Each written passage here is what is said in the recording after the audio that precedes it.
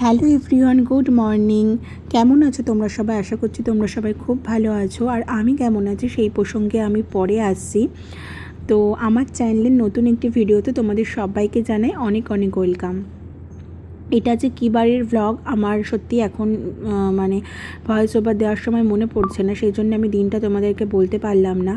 তোমরা দেখেছো যে এই কদিন আমার বড় ভিডিও কোনো রকম পোস্ট হয়নি।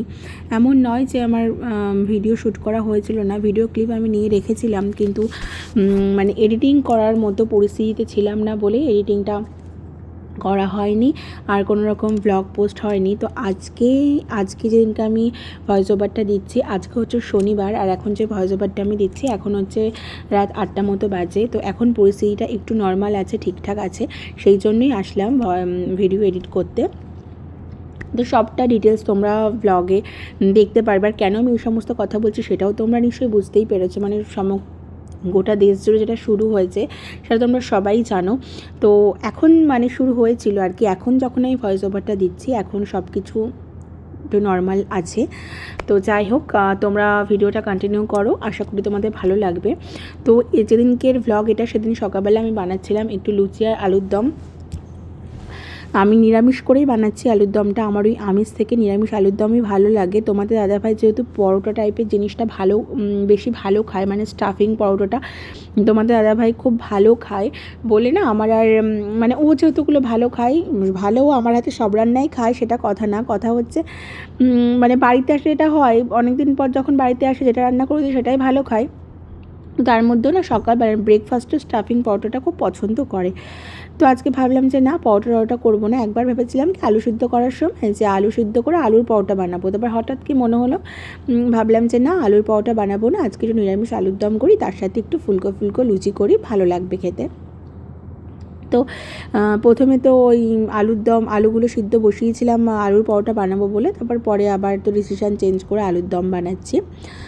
তো সকালবেলা সেদিনকে খেয়েছিলাম আলুর দম আর লুচি, আর দুপুরবেলাতেও রান্নায় অনেক কিছুই হয়েছিল। তো দেখো ওখানে ময়দাটা মাখছিলাম, আর এদিকে হচ্ছে আলুর দমটাও হচ্ছিল। আর নিরামিষ আলুর দমে আমি একটুখানি ফ্রেশ ক্রিম দিই, আমিষ আলুর দমে ফ্রেশ ক্রিম দিলে ভালো লাগে, ফ্রেশ ক্রিম দিলে রান্নার টেস্টটা একদম একটু অন্যরকম হয়ে যায়। তো মানে কি বলবো, দ্বিগুণ বেড়েছে আমার কাছে এটাই মনে হয়। আর নিরামিষভাবে মানে পোস্ত বাটা দিয়ে, পোস্ত তার সাথে যদি একটু বাদাম বাটা দিয়ে, কাজু বাদাম আর কি, কাজু বাদাম পোস্ত বা আর তারপরে একটু ফ্রেশ ক্রিম দিয়ে রান্না করা হয়, রান্নাটা একটু রিচ হয়ে যায় আর কি, কিন্তু খেতে কিন্তু খুব ভালো লাগে। আর এই ধরনের রান্না তো আমরা প্রত্যেক দিন খাই না, মাঝে মধ্যে হয়তো শখ করে বানানো হয়, খাওয়া হয়, তো মাঝে মধ্যে এই সমস্ত চলে আর কি। তো এখানে আমি লুচিটাও ভেজে নিচ্ছি। এবার আসে আমার কথাই, প্রথমেই তোমাদেরকে বললাম যে আমি কেমন আছি সেটা পরে তোমাদেরকে জানাচ্ছি। তো আমি তোমাদের দাদাভাই ভীষণ দুজনেই আর কি মারাত্মক টেনশানে ছিলাম, যেহেতু আর্মিতে আছে, আর এই যুদ্ধ চলাকালীন যারা বাড়িতে ছিল প্রত্যেককেই তাদের ইউনিটে আবার ডেকে নিয়েছে। তো ওদের ইউনিট থেকে যারা ছুটি এসেছিলো কাউকেই ডাকেনি, তার অন্য কারণ আছে, সব কিছু তো আর বলা যায় না। চলে এসেছি রান্নাঘরে, দেখো যে কী কী রান্না হবে আজকে, না অনেক কিছু রান্না হবে। এটা হচ্ছে ঝিঙে কাটা রয়েছে, ঝিঙে দিয়ে হবে মসুরির ডাল, এটা কাঁকরোল ভাজা হবে, এটা হচ্ছে বকফুলের বড়া হবে। এবার তোমরা কে কে বকফুলের বড়া খাও আমাকে অবশ্যই জানিও, আর আমাদের এখানে এগুলোকে বকফুলই বলে, তোমাদের ওখানে যদি অন্য কোনো নাম বলতে পারো। এখানে হবে হচ্ছে যে কাতলা মাছ হবে, কাতলা মাছের কালিয়া হবে আজকে। এখানে চাল ভেজানো রয়েছে, কলার খোসা বাটা হবে, আর হবে মসুরির ডাল, যেটা বললাম মসুরির ডাল দিয়ে, এই যে ঝিঙে দিয়ে মসুরির ডাল হবে। তো এই কালকে কাঁচকলা আলু দিয়ে যে কাতলা মাছের ঝোল করেছিলাম সেই কাঁচকলারই খোসা, এগুলো না করলে দেখো পেকে যাবে, হলুদ হলুদ হয়ে গেছে। মানে আজকে এত কিছু রান্না হবে, তো তোমরা ভিডিওটা কন্টিনিউ করো।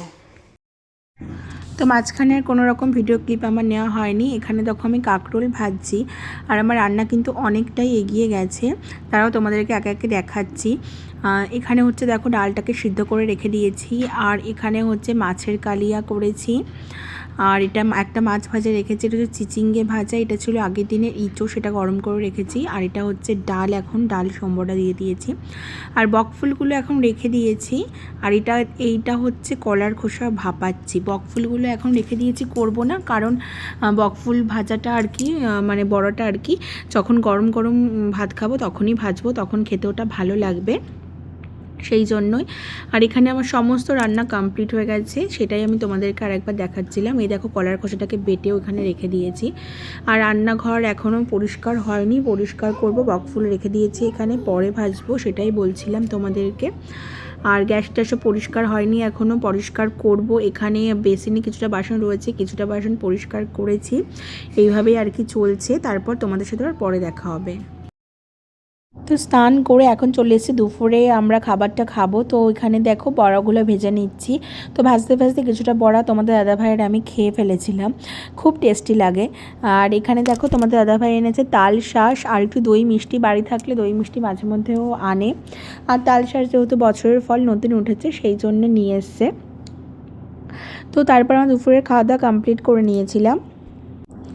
আর এখন হচ্ছে সন্ধেবেলা, চলে এসেছি মন্দিরে সন্ধে দিতে। তো সন্ধে দেওয়ার পর কি মনে হলো, ভাবলাম তোমাদের সাথে আমাদের মন্দিরের ভেতরটা মানে একটু তোমাদের সাথে শেয়ার করি। আমাদের মন্দিরের ভেতরে ভগবান তোমাদেরকে একটু দর্শন করায়। বহুবার আমি ব্লগে মন্দিরটা তোমাদেরকে বাইরে থেকে দেখিয়েছি, কিন্তু মন্দিরের ভেতরে তোমাদেরকে আজকেই প্রথম দেখালাম। তবু সেভাবে দেখানো হয়নি।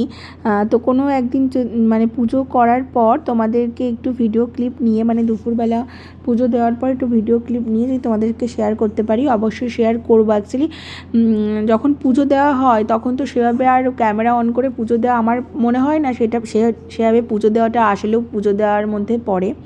তো যাই হোক, আজকের দিনটা কিন্তু খুব সুন্দরভাবে কেটে গেছিলো। এখানে হচ্ছে আমি দুধ চাল দিচ্ছি দিদিনের জন্য। এখন হচ্ছে সন্ধেবেলা, তোমাদের দাদাভাই নিয়ে এসেছিলো সিঙ্গারা।